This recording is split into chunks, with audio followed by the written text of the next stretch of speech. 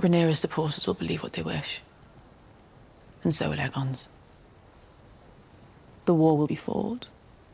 Many will die. And the victor will eventually ascend the throne. The significance of Viserys' intentions died with him.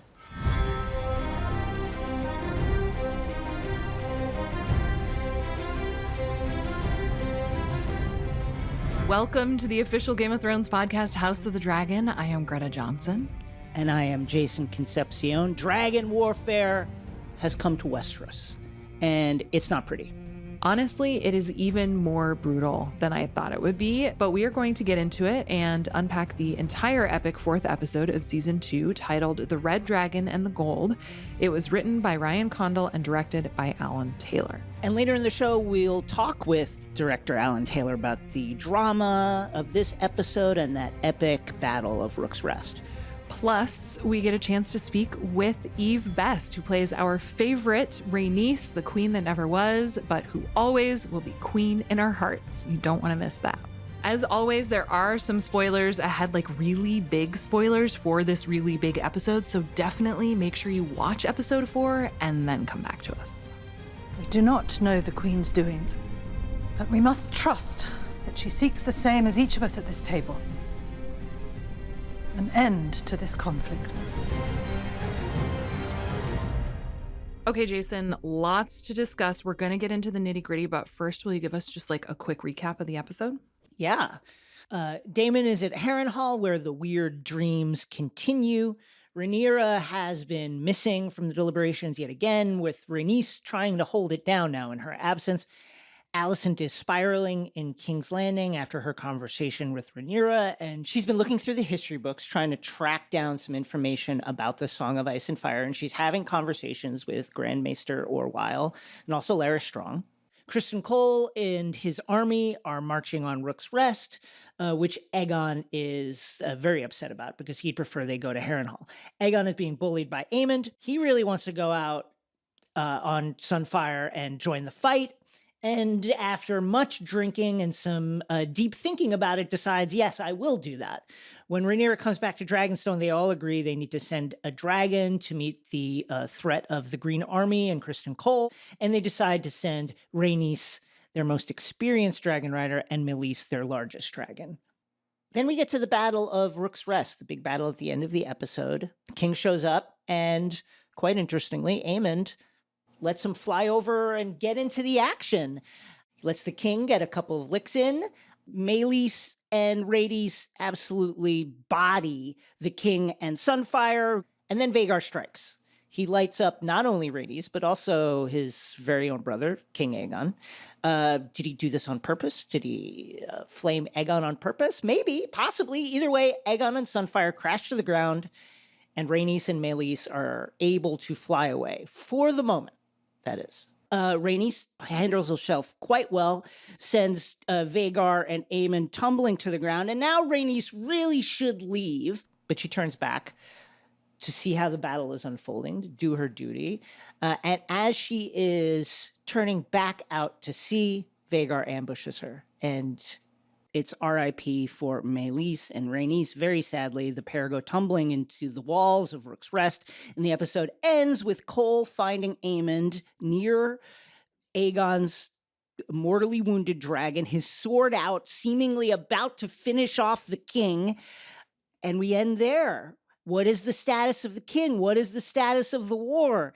Is Cole happy with this plan that he has uncorked with Aemond? Is Aemond happy with what has occurred? We will wait to find out at episode 5. What an episode.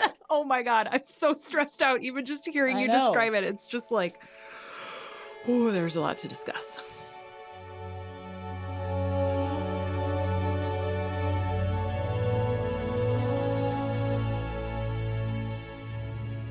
Let's open a big flagon of wine and pour it out for the queen that never was. Rest in power, Rhaenys. She could have been queen. It didn't happen, but she was the queen in my heart, Jason. I agree. What have we lost? What has the show lost, and what have we lost? I mean, well, we've talked about this. I think one of the best relationships that we've seen in this show is between Rhaenys and Corlys. I think there was so much potential too for Rhaenys to really be able to be a mentor and guide for Rhaenyra. I feel like we were like just getting there. And it's amazing that she went out and fought on Rhaenyra's behalf the way she did, but it's a huge loss for everybody. Yeah, it's a huge loss from the perspective of the ongoing war. You lose a battle-tested dragon, you lose a battle-tested warrior, you lose a voice of reason and authority that's really needed now with the Black leadership kind of fractured, with Rhaenyra just kind of getting her sea legs, and Daemon, AWOL. Really needed Rhaenys in a couple of those small council meetings to settle things down. I think you lose a tie to history. I think Corlys loses a partner, to your point, that, you think about all the times that Rhaenys has been that counsel for Corlys to get him to do the right thing. Do the right thing, for lack of a better term. Yeah. And you have to wonder, how is he going to react? Is he going to be as effective as he has been now with Rhaenys' losses? And yeah, I mean, at the end of the day, Rhaenys is a bad bitch, and it's always sad to see a bad bitch go, Were you surprised to lose Rhaenys at this point in the story?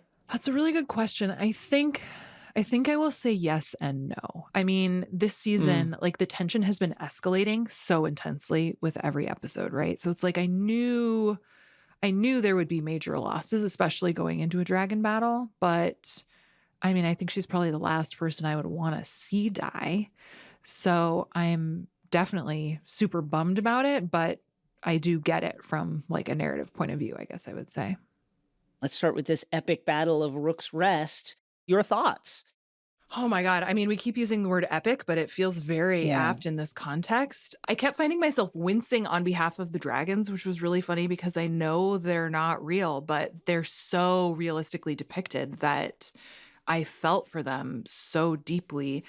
I also thought, and we've gotten some hints of this initially in this season, where like you see dragons flying overhead and the people on the ground are terrified and they scatter. And you see even the chaos of just like a dragon landing under normal circumstances. And Game of Thrones has always been really good about depicting the intense chaos of battle. But I think with the dragons included, it was just completely chaotic and thrilling and horrific. It was truly, truly horrific. And I think seeing the scale of the dragons, it shows doing such a great job at really conveying the scale. There's that shot of Vhagar finally rousing, and you just see the huge wings like over the tree line, and then you see the shocked face of the defenders of Rook's Rest. It is just amazing to behold, and also makes you feel for the soldiers who, Oh my God. It also, it makes me think that desertion must be an incredible problem. I was very, very impressed that the levies answered Cole's call when he said, "Hey, your king is here. Yes. Line up. We're going in. Yeah. That's your king on the dragon overhead. He is with you. Let's do it. Let's march on the walls." I was like, wow, incredible courage displayed by them, because I don't know how they can find the strength to do it. I would be terrified. I thought Cole did a pretty good job of turning that around, though, because you can very clearly tell that he's like, oh shit, this was not part of the plan. I don't know what to do. And so to reframe it as, to be like, this is so important to the king that he's showing up to support you. Let's go. Is a pretty good reframing of it anyway. I agree. I think in general, Cole's done a good job, shockingly. I mean, he has kind of reframed the role of Hand of the King into a more martial one, which I think suits him quite well. But in that vein is doing a great job, is, doing the thing that the king wants, which is wage the war. And he's doing it in a kind of smart way. I was begrudgingly impressed with Criston Cole, despite the fact that his plan did not work the way he thought it would. Right. Yeah. I mean, he didn't go up to those soldiers and say, like, well, shit, the king's drunk up there, I bet. And I don't know what's about to happen. Good luck to you. Drinking and flying. No. Don't do it. No. I know it's early, quick reaction, but do you have a sense of who won this thing? I mean, I would guess Greens. Mm-hmm. I think, Because I mean, of the loss of Meleys and Rhaenys? yes, that's such a huge loss. I'm also just personally devastated, I have to say, Rhaenys having been my favorite character.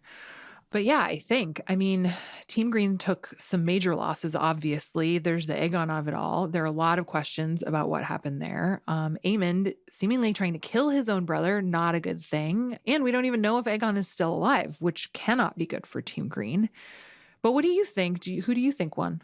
I think of it as maybe a slight black victory, but devastating for both sides. And you have to imagine that this will take some of the wind out of the green side sails to have the king injured like this. I suppose Otto could probably frame it as the courage of King Aegon. He was with his troops, Yes, and suffered grievously to defend the realm alongside his troops. But I think this is a tough one for both sides. But I think that the Greens have suffered a pointed loss. Yeah, no, that is a very, very good point. So we don't yet know Aegon's fate, but at the end, when Aemond has his sword unsheathed, it certainly looks to me as if he's thinking about finishing off his brother, the king. What do you think was happening here? It certainly seemed that way. He could argue it's a mercy killing at that point. I mean, if Aegon's, visibly charred and in a lot of pain, like taking him out of that misery is something, I suppose. Yeah, I guess I don't know that would fly, but I think it's a pretty good. You might try and run with that one. He was in pain. Yeah. I was actually really surprised at how disrespectful Aemond was in the small council meeting ahead of this. And then, I don't think it'll escape Cole's notice, certainly, that Aemond didn't show up at the signal, waited for the king to get beat up a little bit before showing up, and then, shot a blast of flame at the king. I think that people will notice that. Oh, yeah. I mean, especially Cole. I kind of feel like he should have known better than to be scheming with Aemond behind Aegon's back anyway. Mm-hmm. But yes, I'm very curious to see how that dynamic plays out between the three of them, because it's pretty messy at this point. The moment where Aemond in High Valyrian is just pressing his brother is so funny. I weirdly just felt terrible for Aegon. If I'm him, I go, well, listen, I don't need to be out there, but let me know what's going on so I can learn how to better run this realm. Yes. Well, I think even just symbolically, the fact that he can't even speak High Valyrian for shit. That was so funny. He says, I can have to make a war.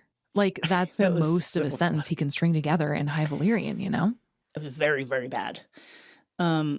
Meanwhile, Alicent is really spiraling. You can tell what Rhaenyra told her at their secret summit seems to be working on her mind. Let's play a clip.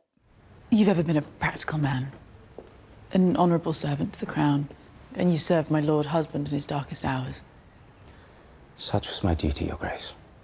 Tell me, do you believe Viserys wanted Aegon to succeed him? I could not know. His Grace never raised the matter with me. I mean, Orwell is never going to answer that question. No, truthfully. that's the way you answer that question in that context. I also think it's pretty inappropriate that she even asked it, don't you? I mean, I agree. I got the sense that she knew that he wouldn't tell her, but that he could tell her his hesitance and the way he would answer falsely would tell her what she needed to know. And I think that he sincerely would probably say, no, I don't think that. But the fact that he said, I don't know, I think told her that actually maybe Rhaenyra is right about what she told me. Dun, dun, dun. It also just seems to me that her expressing that doubt, having these questions, is something she needs to keep extremely close to her. Oh, yeah. You know, I because mean, dangerous. Yes. Incredibly dangerous for her. Yes. I mean, the fact that she's even asking these questions is treasonous. Greta, what do you think Alicent is looking for specifically in the history books? I assume it's some sort of way to be able to either like confirm or deny the Song of Ice and Fire and whether that prophecy is real. Don't you think? I think that that's what it is as well. I mean, I think Rhaenyra, you know, she didn't give her a lot of detail, but she did say the Song of Ice and Fire was something Viserys was very concerned about over the course of his life. And so I think Alicent is just trying to figure out what that thing is. What is that? Wait, I was married to him for years and I never heard him mention this. So what is that thing? And I think that is what is really nagging at her, that she's never heard of this. Right. But there's something about the way Rhaenyra conveyed it to her that clearly rings true. Speaking of Aegon getting dressed down by members of his family, let's play his mom calling him to the carpet. Oh, I loved this. I ruled in your father's absence throughout his long illness, and Otto Hightower was as cunning a statesman as ever lived. You should humbly be seeking our opinions and counsel. You have no idea the sacrifices that were made to put you on that throne. What would you have me do, Mother? Do simply what is needed of you. Nothing. Nothing. Oh my God. I loved that. I so love how much. fed up she is. Like Yes. the weary, what is it? Yeah. What do you want? Seriously, dude. I will say, I do feel like this conversation is long overdue, no? Yeah, it's long overdue. I think it's long overdue. And I also think you get the frustration of it. Again, it has been an action-packed few weeks. Lots happening. But yeah, this should have happened earlier. And not only that, but you get the feeling that, like, listen, Aegon is king. That doesn't mean he is just in control, but it's not nothing. And he has a dragon. And I think you have to make him feel involved even if he isn't. Like, you've got to give him a fidget spinner or something, like something that makes him feel like he's doing something. Some busy work. You can't Yeah. just be like, shut up and listen. Like, Yeah. it's not going to be enough, and it's not enough at this point. But, you know, I think it's good of Alicent to try and communicate to him that, like, the people around you know what they're doing, and they've been doing this a long time. Mm-hmm. Absolutely. Well, I think too, yes, like, it's ridiculous to assume that you know everything about everything at this point. The best thing you can do is surround yourself by smart people and see what they have to say Yeah. about stuff. But also, most of the smart people are pretty sick of his bullshit at this point too. Very, very true. And to be fair to Aegon, he's been doing the thing that I think any sovereign in his position would do, which is he's been appointing people that he feels like he can trust. Chris Cole, although that's been less the situation than he thought it would be, where Christopher really seems like he has a closer relationship with his brother, and that's becoming clear. And he appointed several of his buddies to the King's Guard.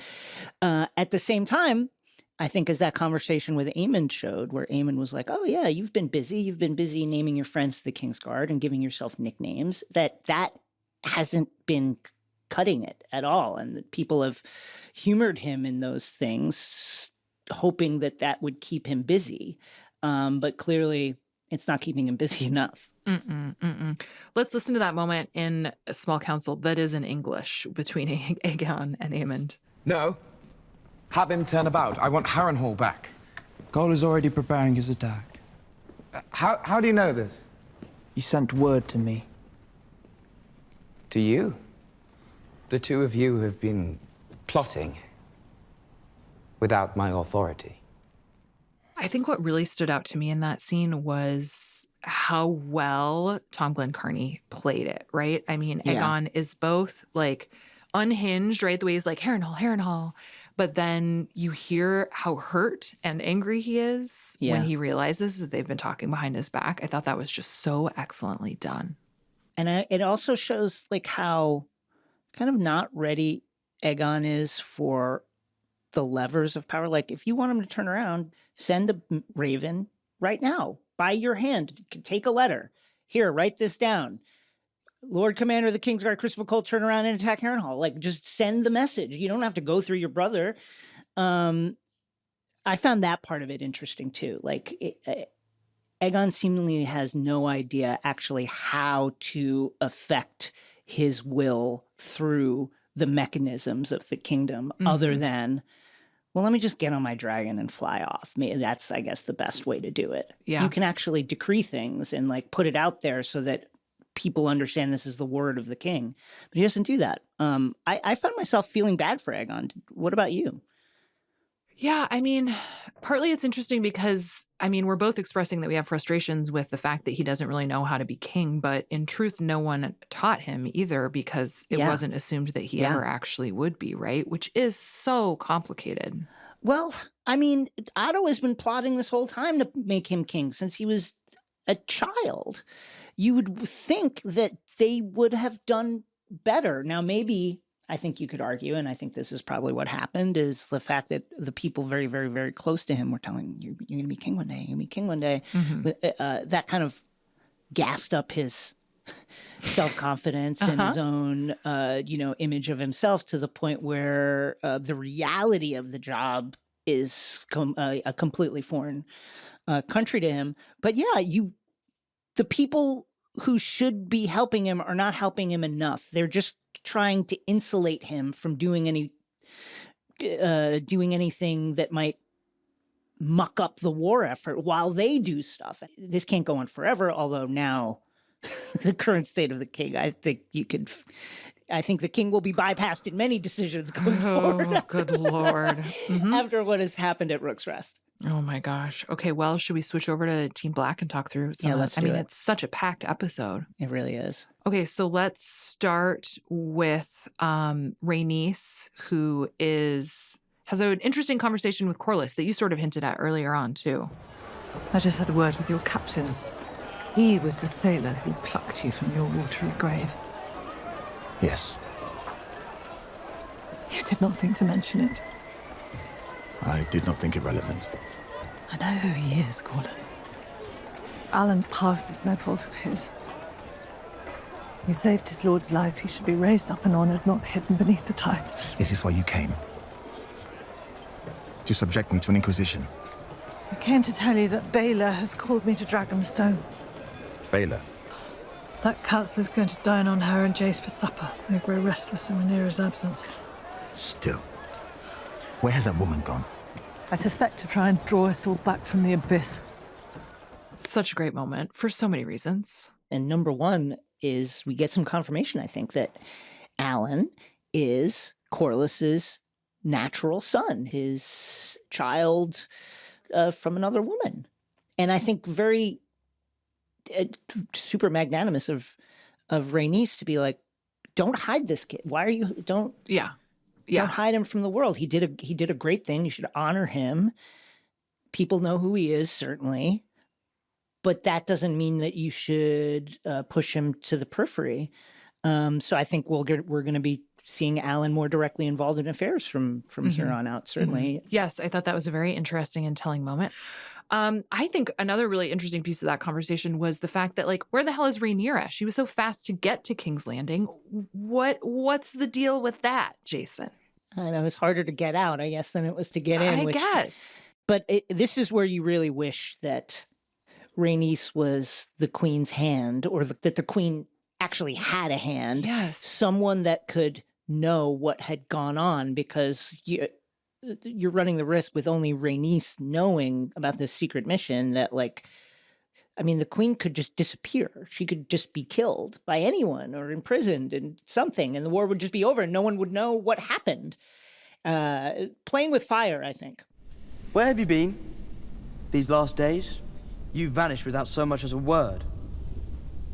I apologize for my absence and the secrecy, but such was necessary. I went to King's Landing. To what possible end? To meet Queen Alicent and sue for peace. You saw Alicent? Yes, I did. You could have been taken or slain. I inherited 80 years of peace from my father. Before I was to end it, I needed to know that there was no other path. what do you think the reaction to that is going to be? Because really they don't have time for a longer conversation about it, but it is a crazy thing that Rhaenyra did. I think it's a crazy thing that Rhaenyra did it. I think it's also kind of crazy that she told them. I was sort of surprised by that. I figured she would kind of keep that on the down low in case there are future conversations to be had.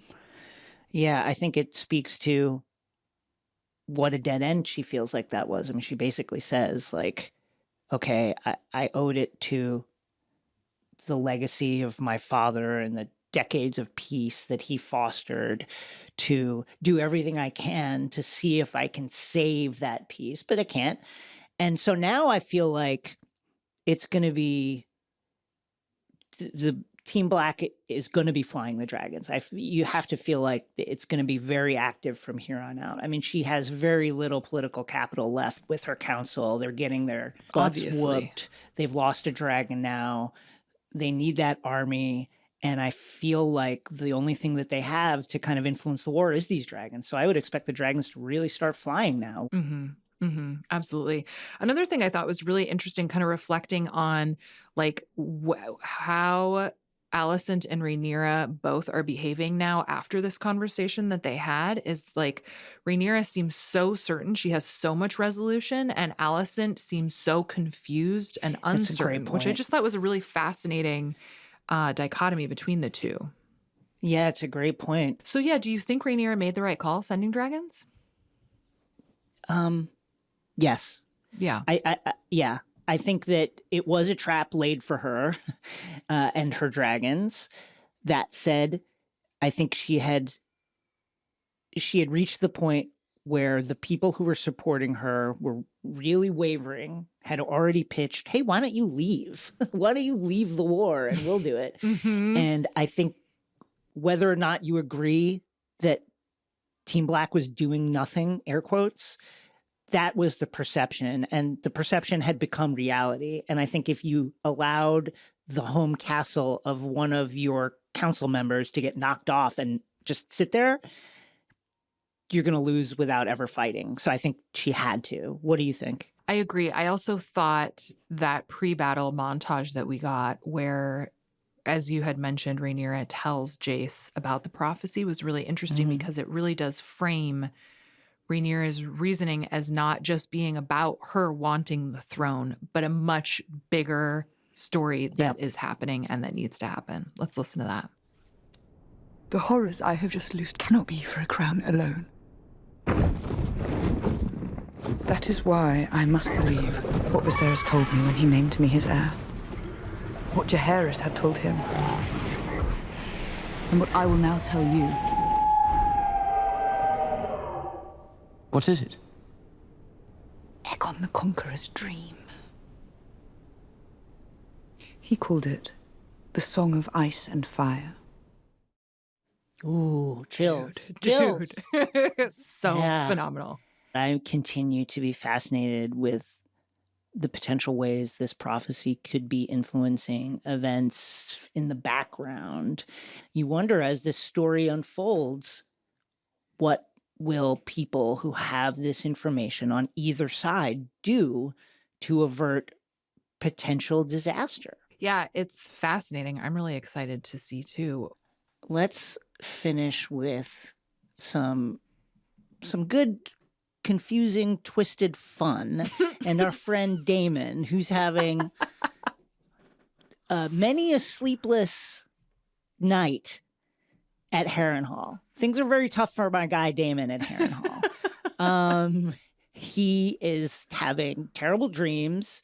He, again, does not know if he's awake, does not know if he's asleep, has no idea if he's dreaming, is hearing things, is talking to people. Are they there? Are they? What is going on? And through all of this, he meets for actually the real first time. Like he found himself standing in front of the weirwood tree with Alice Rivers. But this is the first time he's had a conversation with her after following an apparition of himself to her kitchen. Let's listen to this clip. You experienced anything of note? You are a strange kind of woman. I'm no woman at all. I'm a barn owl. cursed to live in human form. So you've come here after quarreling with your wife. What? You arrive here alone to claim the castle and yet send no ravens. Do you now plan to make your own claim?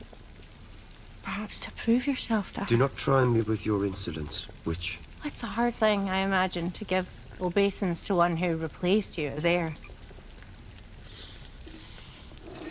And a woman too, a girl child you bounced on your knee.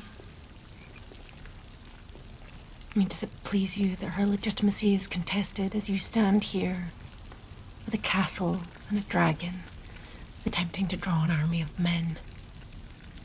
Here, drink this. You'll need your sleep if you're to win this place to your side. So good, so weird. I love her. What do you make of her analysis of Daemon? I mean, I think it's pretty close to the bone, at least it appears to be. Is she right? I think so. I think it's especially interesting given the fact that she's never met him before. How she's picking up on all of that is very intriguing indeed. What do you think? I think that it's almost right. I don't think that Daemon actually wants the throne. Oh, true, I think it certainly yes. appears like that to everyone around him. But I think that what's motivating him right now is I think he feels really bad that he sparked this whole thing and really hurt Rhaenyra's chances with the horrific assassination of Prince Jaehaerys. I think he thinks of it as his fault, and I think he's trying to fix it in his way. I'm going to fly off to Harrenhal by myself. I'm going to take it, and I'm going to win the war, and I'm going to fix it. And I think that's what he's trying to do. And I think he's doing a very confused and poor job of it. But I think that he did take the castle to his credit and may indeed assemble an army of disgruntled Blackwoods. But if he even had those conversations, I don't even know if David understands if he was having those conversations. But I think that's what he's doing. I think it's to all appearances, I would understand that people think, oh, he's angling for the crown. And even the way he styles himself as Your Grace would suggest that. But I think what the dreams tell us is he actually feels terrible about what he's done to Rhaenyra and her chances. Yes, I think you are absolutely correct. I think I think he is jealous of Rhaenyra, but as we've discussed, and I think Alice is correct about that, but I think you're right that it's not because he wants to be king. It's more because his bro loved her more than him, which is what she says to him in that dream, right? Yeah. I think I think you're exactly right. I think he thinks that that's true, that his beloved brother, the person he loved more than any other person who he just wanted to be close to and to be in the mix with, loved his niece, the king's daughter, more than he loved his brother. And I think that really irks Daemon and it really hurts him. At the same time, I think he feels that his brother's entire wish was that Rhaenyra would succeed him and that it was him, Daemon, who kind of effed that up. And, is just kind of desperately trying to fix it. What do you make of Alice? We should talk about Alice. What do you make of Alice? Oh, I think she's delightful. She's such a welcome, change in tone and texture to the show, too, I think. And clearly much more than meets the eye, because whatever is going on at Harrenhal, whatever energies are coursing through the place, the Riverlands is very mysterious in general. There's a big lake nearby Harrenhal called the God's Eye that has an island on it that is covered in weirwoods that supposedly the children of the forest still live there. Nobody goes out to that island. It's very the entire region is very mysterious. And Alice feels very plugged into that energy, the way she was like, oh yeah, the previous maester fled. Just casually mentions that he fled in the night, couldn't get the hang of the place. But she seems to really have the hang of it. And I'm fascinated to know what that entails. Clearly much more than meets the eye with her. For sure. I also just love the old god vibes. You know, that's something I always really loved about Game of Thrones too. So it's fun to see that coming back up. Me too. I can't wait to see what more we get of Alice Rivers. Well, there is no better person to talk to for this episode than the Eve Best who plays Rhaenys. And we got to talk to her. Here she is. We are so excited to welcome Eve Best, who plays Rhaenys, to the podcast. She is joining us from a beautiful remote village in Europe, which feels very fitting for Rhaenys. Eve, thank you so much for being here. My pleasure. We are devastated to lose Rhaenys. We've talked at length on this podcast about how she's our favorite character in the story. What was your reaction when you learned about Rhaenys' fate? I was pretty devastated too, actually. I mean, I knew that it was coming. You know, we always knew that the end was in sight. And plus, it's, the nature of the job. You know that if you're signing up for part of the Game of Thrones franchise, that the likelihood is that you're going to have a sticky end at some point.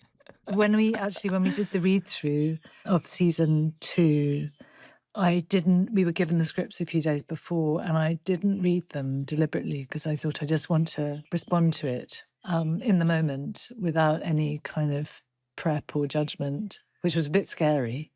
And so it really hit me when it happened. It was devastating. And I felt like, no, objectively, they're just losing their best guy, their best, their best chess piece, obviously, and plus, just such a magnificent person, woman, role model. I mean, look, it's they're amazing shoes to try and fill, and so agony to see her go down. Kind of felt a little bit like The Last Samurai, that amazing movie, and it felt a little bit like that when you're just watching this great noble character, and her dragon and the beast going down. It was sad. It is sad. I think, it's funny. I hope you don't mind my use of this language, but the phrase I keep thinking of when I think about Rhaenys is bad bitch. Yeah, absolutely. She's an enlightened badass. Yes. And that's the thing that I love about her, that in spite of the fact that she's so sort of, rises above everything with such incredible grace and style, she's also just no holes barred, cool as fuck. Yes. I couldn't have said it better myself, Eve. Speaking of that, the badassness, she goes out in in an incredible display of martial prowess with her dragon Meleys. Tell us about filming that battle scene. I mean, I felt very, very ill-equipped to be doing. It was very physically quite demanding. And I remember talking to Ewan, actually. Ewan Mitchell, who plays Aemond. Yes, who's all over the stunts. And he's just, he's this young guy, and he's sort of doing he's doing these amazing stunt things. He absolutely loves being on the dragon. And I remember when we bumped into each other at the end of season 1, and he'd just done his first time on the buck, and he was sitting in just outside his trailer going, "Oh, if you're about to go on the buck, are you? It's life-changing, man." But I felt a little bit nervous. I thought, okay, so I'm not quite sure about all of this, and then I remember when we were filming that first sequence in season 1, when she bursts out of through the floor, and that Greg, the director, was yelling through microphone because there's so much noise and there's the sound of the buck and there's all the wind blasting in your face, and it's very hard to hear, it's very hard to see, it's very hard to do anything, actually. You're just sort of clinging on for dear life, and people are yelling things at you like, "Come on, you've got to swerve more like you're on a motorbike." And I was like, I was still clinging on to, I've never been on a motorbike, that means nothing to me. I don't have that frame of reference, I'm really sorry. So I felt very Yes, physically I was perhaps not in my comfort zone, shall we say. And then I knew we had this sort of epic battle scene to shoot. It was 2 weeks of just me on this book. And I kept asking for more cushions because it was, my bum was getting sore. Oh my gosh. And it was quite intense, but it's very far removed from what the end result is. It's a very sort of surreal process. I bet. When you say the book, does it move on its own? Yeah, it's amazing. It's like this kind of amazing electric. It's like I've never been on a bucking bronco. I'm sort of the opposite of Rhaenys. I've never been on a roller coaster. I'm terrified, far too scared. I understand. I'm a Ferris wheel person. I get it. I just am terrified. But yes, it moves a bit. So I've been told it is similar to a bucking bronco, that it moves about. And because of this particular sequence that had to be so kind of epic and complicated with the dragons kind of spinning and all of that, there were a lot of moves and complicated things. They needed to make it look as though we were in this kind of spin, tailspin, when the two dragons locked together, and it needs to look like she's hanging upside down, and so they needed to kind of simulate that. So they organised a turn that was like a sort of 180-degree turn. I was started like that, and then spun all the way around. Oh my gosh, no! And I tell you what, I mean, my God, it was a good workout for the thighs. I bet. Oh, excellent! I mean, Pilates, eat your heart out. Ooh, you need some Dramamine for that too. Motion sickness. And my thighs had gone home. Have you considered? I feel like you would be very good at a bucking bronco now. Well, now I feel like, God, I would just take it in my stride. You're ready. And I'm also, I feel like, I'm now stuntastic. I feel like, come on. I can, Emma Peel, eat your heart out. I feel like in this episode, there are a number of moments for which to be extra proud of Rhaenys, but I wonder if there is one in particular where you found yourself thinking, like, yep, that's my girl.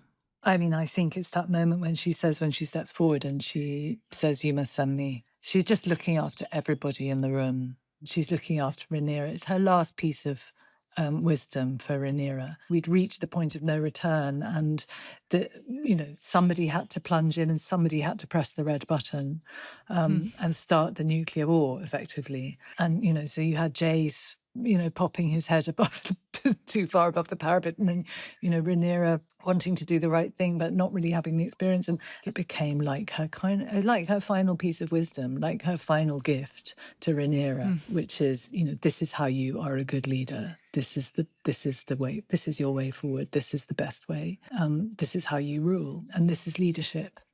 And you don't go in yourself. You send in your best soldier, who was her, even though she knows that this is a very likely a kamikaze mission, and B, she of all of them knows the weight of that moment, of that decision, of that line that she's about to cross, and to have the balls and the grace and the goodness to stand up and do it, while making it seem like it was just an effortless, moment of nothing, without any kind of any sort of indulgence.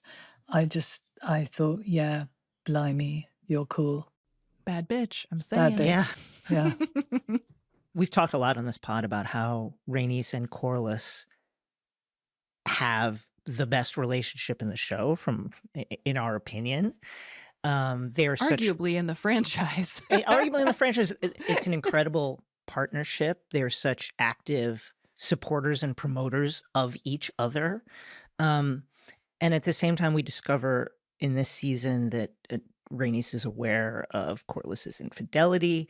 What was their relationship like at the end?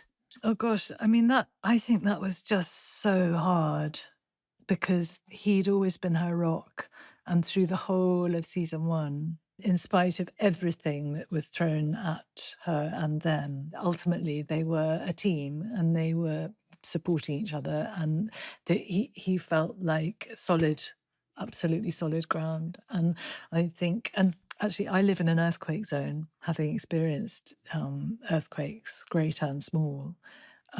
It's very shocking. It's the most sort of terrifying thing, really, feeling that security of the earth suddenly not secure.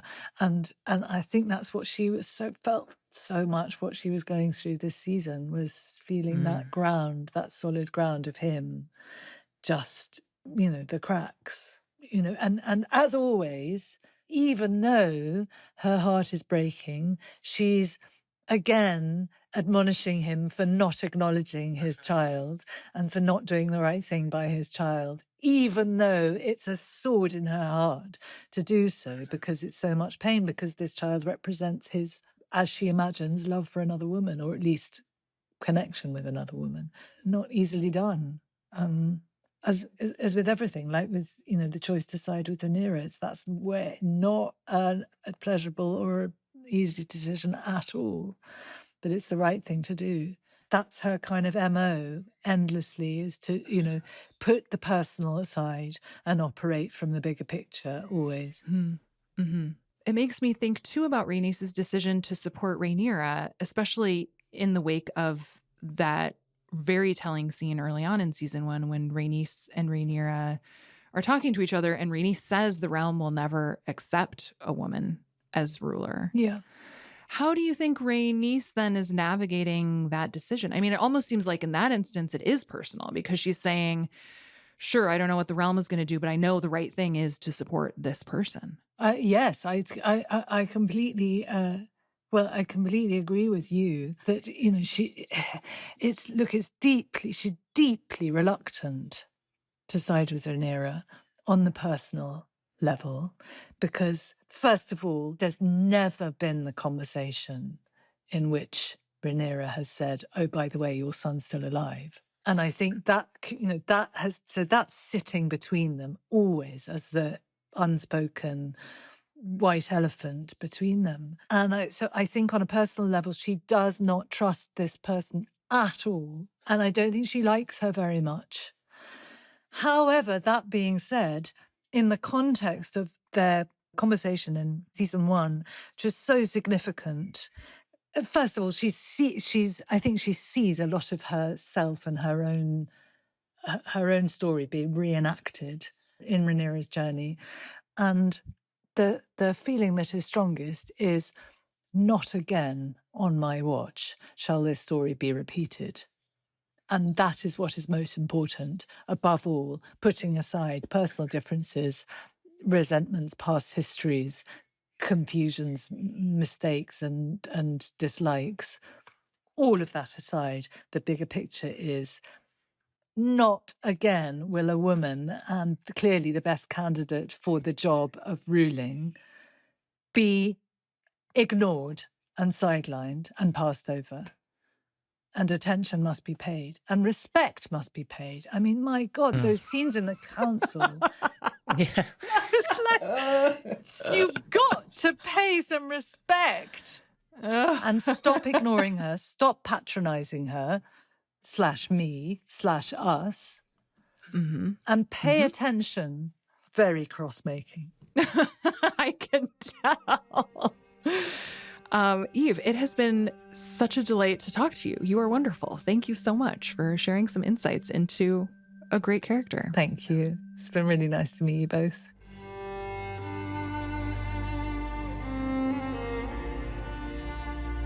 What an awesome conversation with Eve. Yes, just the best. I loved hearing about the buck. I know. I do love the idea of riding a roller coaster with her. Something I'm not really into either, but I would with her. Well, this is a very wild way to mark the halfway point of the season. And now we get to talk more about it with the director of this incredible episode, Alan Taylor, who also directed, as I'm sure many people know, many pivotal episodes of the Game of Thrones television program. Let's go listen to our interview with him. Thanks so much for being here, Alan. It's my pleasure. It's great to meet you guys. I've been listening to you, and now I get to meet you. Oh, that's awesome. So, Alan, obviously, this is a hugely epic episode. It is by far the biggest battle that we have seen so far in these seasons of House of the Dragon. What was your reaction like when you first saw the script and realized the scope of it? Well, it was such a funny process. I'm not sure you have interest in the entire long story that got me there, but when we began the season, like you said, I sort of looked at the scripts, and I have a long, happy history of murdering people that are beloved, and I've just as a director, it's partly it's a self-serving thing, because you know that when you kill the hero, people will be interested, and you'll get some attention. So I got to chop off Ned Stark's head. I got to kill Caesar in Rome. I killed Wild Bill Hickok in Deadwood. I killed Christopher Moltisanti in Sopranos, and each one of those was a real joy. Oh, sorry. No. I did want to hear the resume for sure. Whoops. But so when I read this one and realized, and I'm allowed to spoiler about this though, right? When I saw that Melis was going to go down and take Rhaenys with her, that was really moving to me, and that sort of storyline became clearly the most important thing in the battle and in the episode. So that was sort of what really drew me in. So when you look at that script and you see the action and you're drawing on your experience and doing these kinds of big episodes before, what is the first action item that leaps to mind? I've got to start doing this. Well, again, this was a really interesting one, partly because of where it comes in the season, halfway through, and partly because we refer to it as a battle, and it's the Battle of Rook's Rest. But as I read it, the funny thing was there isn't really a battle. You've got a huge army approaching an undermanned but very small keep. So no one's going to come out of the keep, because that would be stupid.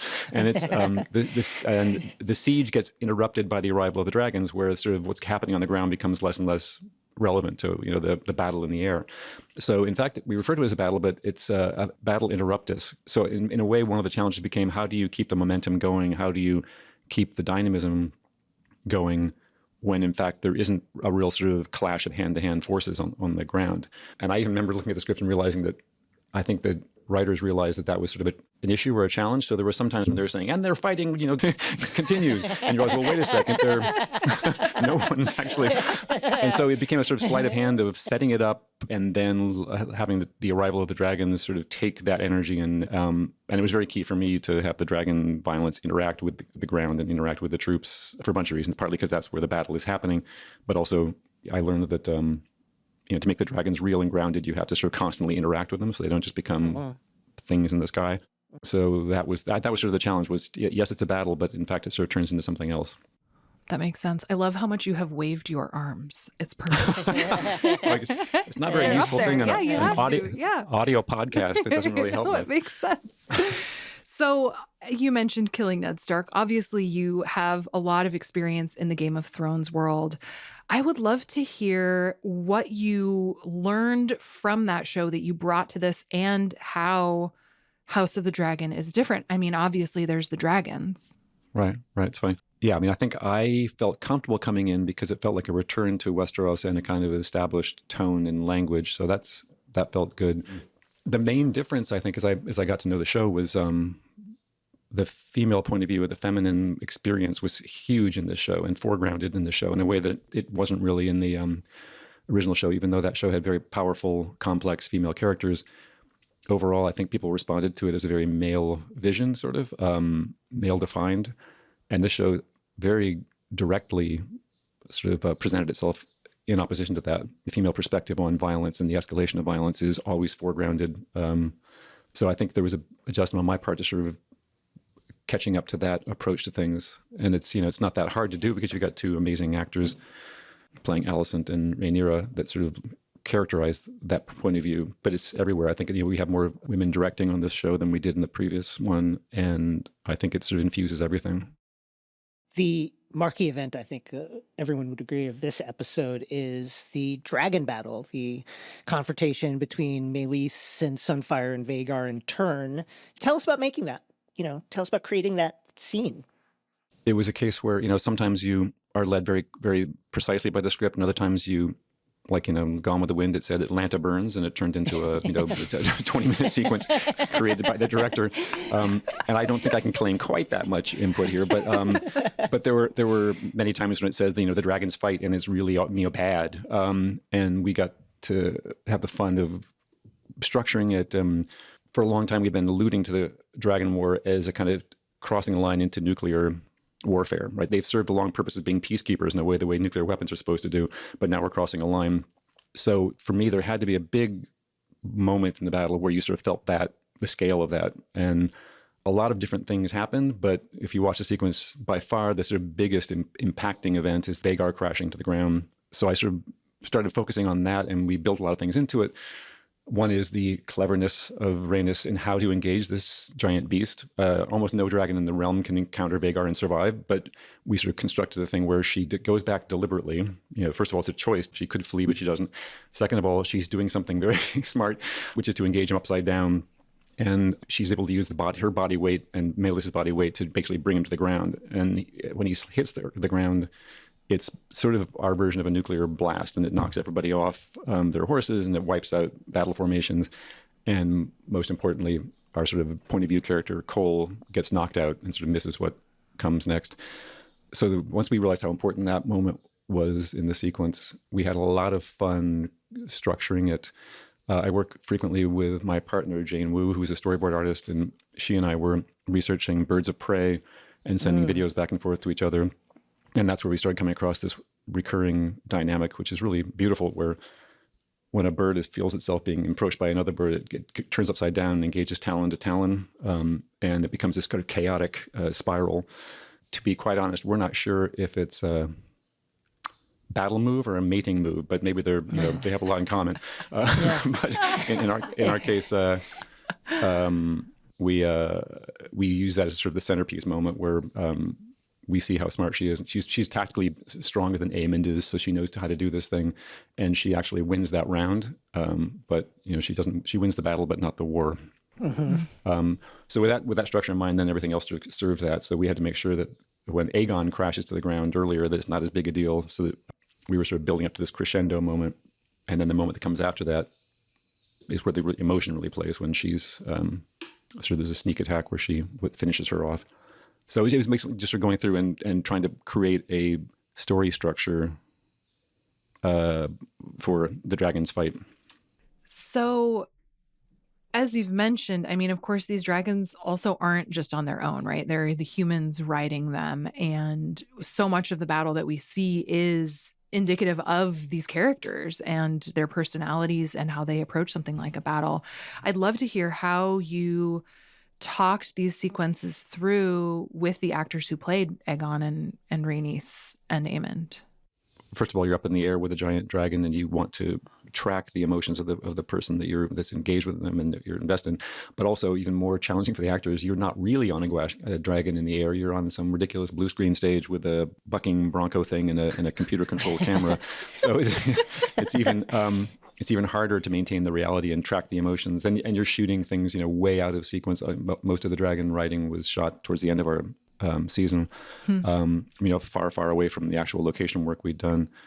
So it was very important to talk through every beat, and the beats are very, fragmented because you're just getting that little piece that you need each time.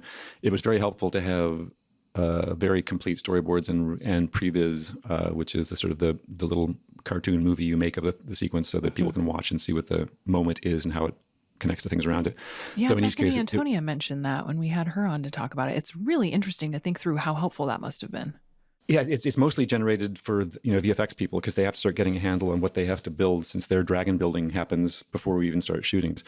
So they have to create a map for themselves, and that becomes this cartoony, sort of crude-looking computer-generated previs thing. But that also winds up being very useful for everybody else. The director and the actors can refer to it to know exactly when this moment happens and what the key emotion for them is. I know some people seem to enjoy it. Ewan, who plays Aemond, seems to sort of get a kick out of it. He really throws himself into it. I was worried about Emily. I'd heard did not have a great time, but she was amazing. I think it's partly she knew that this was a big deal for her character, but also some work had been done to make her armor, less murderously painful to wear. But so she was great and gave it everything. That is Emily Best, also known as Eve Best, who, of course, plays Rhaenys. So the original plan seems to have been, lure in one of Team Black's dragons. I'm sure they were hoping for Rhaenyra, but Rhaenys would do just as well. Ambush it with Vhagar and take it out. And that seemed to be going swimmingly until Sunfire arrives. And then Right. With Aegon, a drunk Aegon on its back. And Aemond's calculation changes at that point. What is he thinking as he sees his brother fly over? Yeah, I think the writers did some really great work providing some complex things there, because I as I recall, and people will yell at me if I'm wrong, but I think in the book, Sunfire and Vhagar were sort of working together from the beginning, I believe. Right. That's correct. But this one has a lot more character reversals. It was fun that Cole and Aemond had a plan that nobody else knew. It means that Cole gets to give orders that don't make any sense. And Sir Gawain has to say, "Are you out of your mind?" But because he knows he's got a nuclear weapon parked, just out of view. So it was fun having that dynamic. And then, when Meleys arrives, and it's a disaster for Cole and his troops, but Cole is happy because it's exactly what he was waiting for. And then the tension when Vhagar doesn't arrive.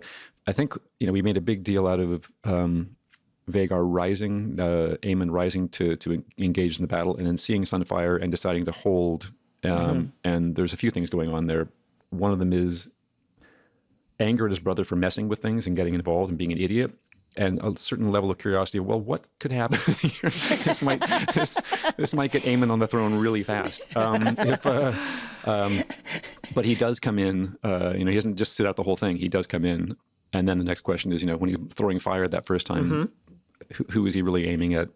And I think there's a little bit of ambiguity about that. And that's, it's those character things that really enrich it, I think. There's a lot of tension there. And, when Tom, as Aegon, first sees his brother approaching, it's like, hallelujah, here comes the big guy. And then it's slow dawning on this when he realizes this doesn't look good. So I'd love to talk more, too, about Rhaenys' decision to double back, which you mentioned kind of briefly earlier on. I think that says so much about her character. And, we've never seen her in battle before, but it tracks. And I'm curious, how that piece came to be. Yeah, I'm glad you're mentioning that, because we've seen in Game of Thrones and earlier in this show, dragons engaging and sort of laying down fire and strafing people, and it's awesome and it's cool, and we use flamethrowers, and it's big and beautiful, but it's been done. And when I read this scene, I realized that probably my favorite moment in the whole episode, the whole sequence, the whole battle, was her decision to return. And she's just ably engaged Sunfire, and now she's survived a first encounter with Vhagar, and she could certainly leave with her pride intact. She sort of did her bit, but the decision to turn, we really stretched it. We spent some time with her as she makes that decision. And when Emily and I were working on it, it was, it's partly it's a pride of battle thing. It's also, this is her chance to make up for what she's always probably given herself a hard time for, that she didn't say Dracarys when she had the chance to.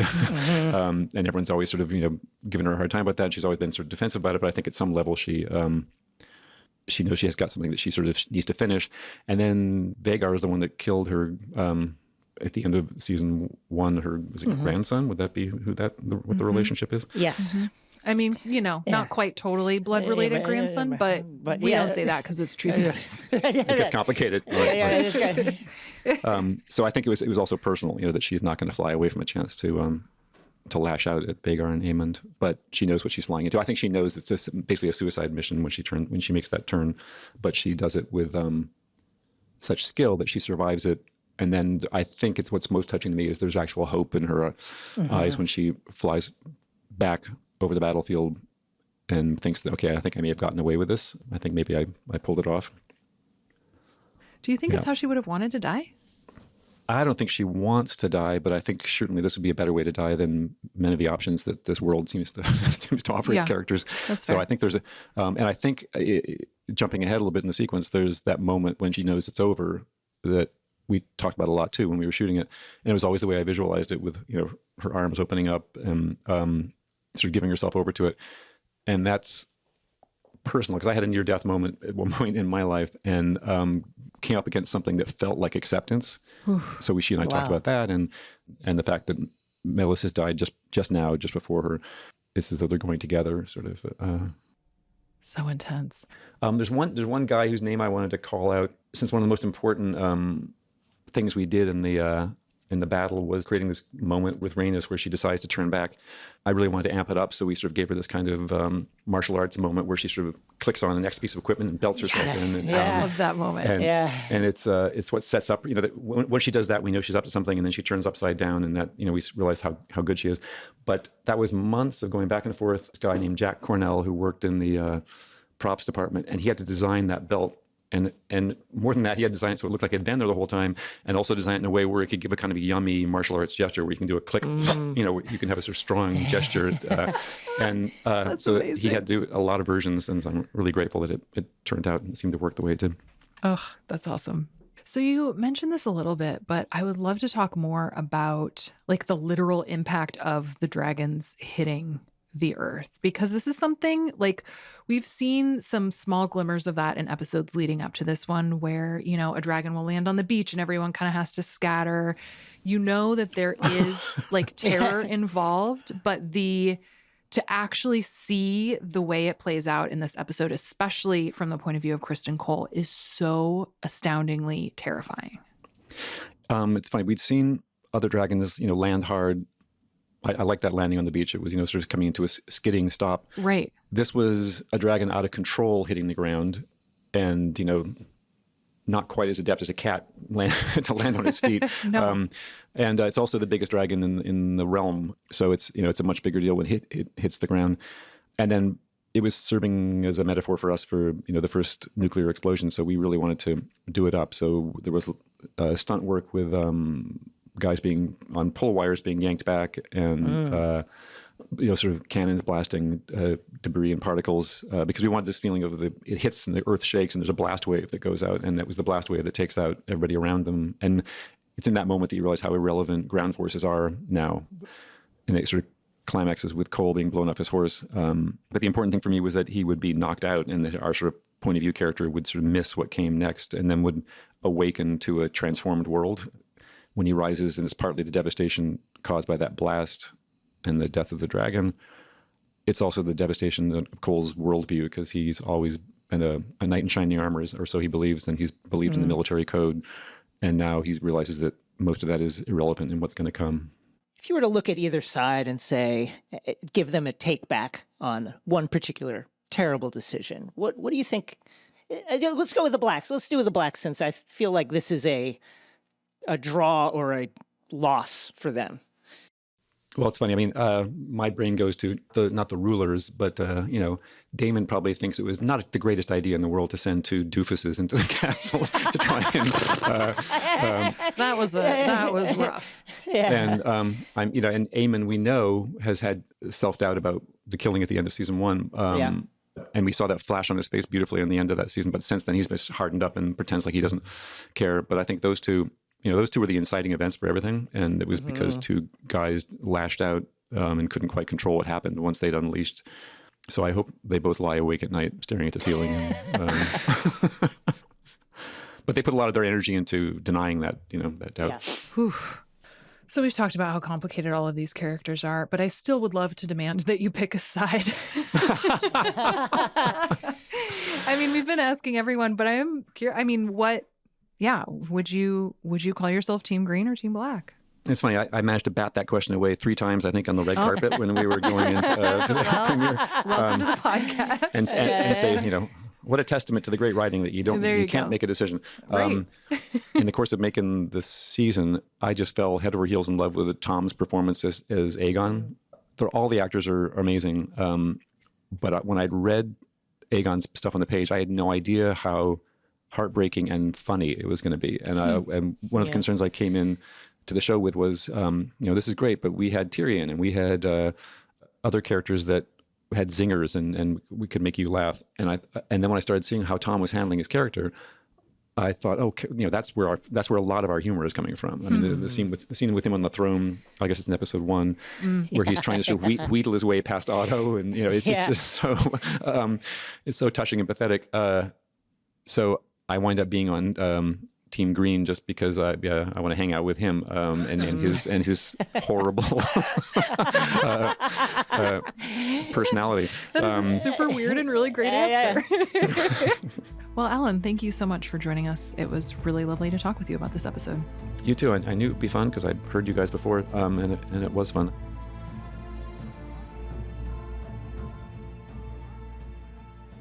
Okay, Jason, before we go, we got to do our weekly check-ins, which means first up, who do you think is winning after this week, Team Green or Team Black? I think that Team Black is winning by a hair. It seems like Team Green is much more in chaos, but they also still have a very large dragon who just keeps dominating. So I would probably say Team Green by a dragon scale or something like that. Let's talk about our fantasy draft, our pre-premiere dragon fantasy draft, and how that is playing out. Well, first of all, an update. Greta, your team has lost Sunfire, or at least You're Sunfire just gonna rub it in, seems, huh? Mortally wounded. I tragically lost Rhaenys and Meleys. Yeah, brutal. Vhagar victorious. Yeah. And so that's how things stand right now with the Dragon Fantasy Draft.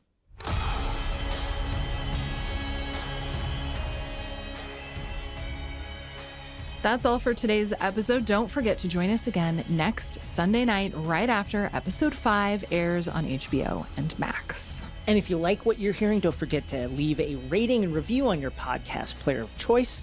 And you can find us on the Game of Thrones and House of the Dragon social media handles. You can find me at NETW3RK on X and Instagram. And you can find me at Greta M. Johnson. The official Game of Thrones podcast, House of the Dragon, is produced by HBO in collaboration with Pineapple Street Studios. And this podcast is hosted by Jason Concepcion and Greta Johnson. Our executive producers for Pineapple Street are Gabrielle Lewis, J.N. Barry, and Barry Finkel. Our lead engineer is Hannes Brown, and Hannes also mixed this episode. Pineapple's head of sound and engineering is Raj Makija. Pineapple's senior audio engineers are Marina Pais and Pedro Alvira. Our editor is Darby Maloney, with fact-checking by Melissa Akiko-Slaughter. Our producers are Ben Goldberg, Elliot Adler, Melissa Akiko-Slaughter, and my co-host, Jason Concepcion. Special thanks to Michael Gluckstadt, Allison Cohen, Kenya Reyes, Savon Slater, and Aaron Kelly from the Max podcast team.